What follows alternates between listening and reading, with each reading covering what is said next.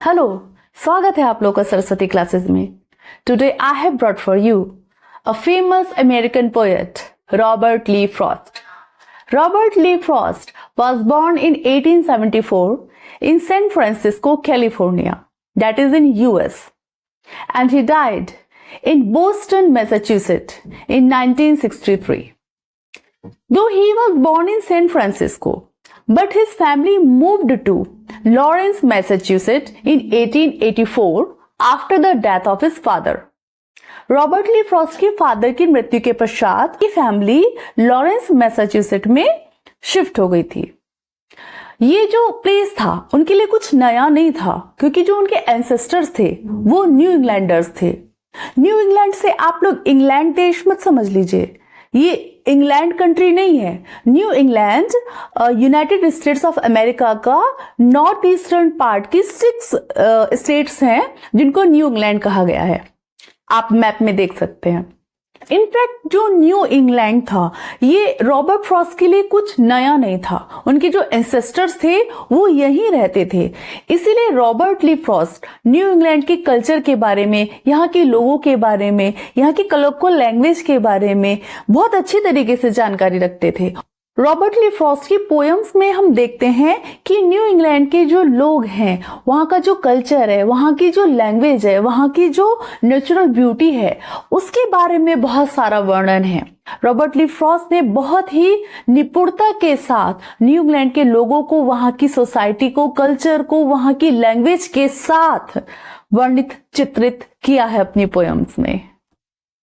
His first professional publication was in 1894 when a weekly literary journal, The Independent, published his poem My Butterfly and Elegy.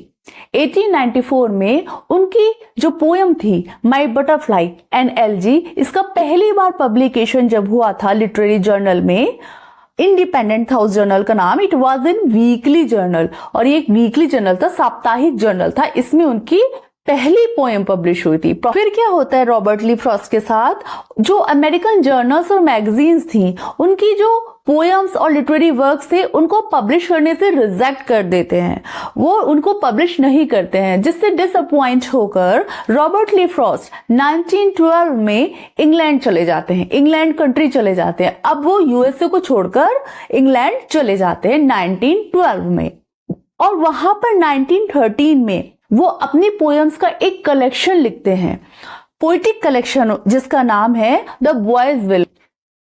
The boy's will नाम की poetic collection की कुछ important poems हैं the storm fear, the tuft of flower and moving.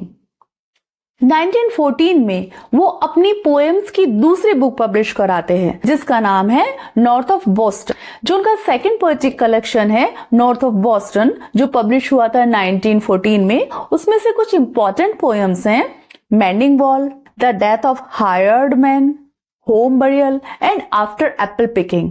ये उनकी जो दोनों books थी बहुत ज्यादा पॉपुलर हुई इंग्लैंड में. While in England, Robert Lee Frost became friend with many notable poets such as Ezra Pound. Robert Lee Frost returned to America in 1915. 1915 में रॉबर्ट फ्रॉस्ट अमेरिका लौट आए, and in 1916 he published another collection of poems. The name of that collection is Mountain Interval. अपने literary career में Robert Lee Frost ने 4 बार Pulitzer prize प्राप्त किए हैं, for new Hampshire, for collected poems, for A Further Range, and for A Witness Tree. His other honors included Congressional Gold Medal and Bollinger Prize. Robert Lee Frost was invited to read in the inauguration of the President of USA, that was John F. Kennedy.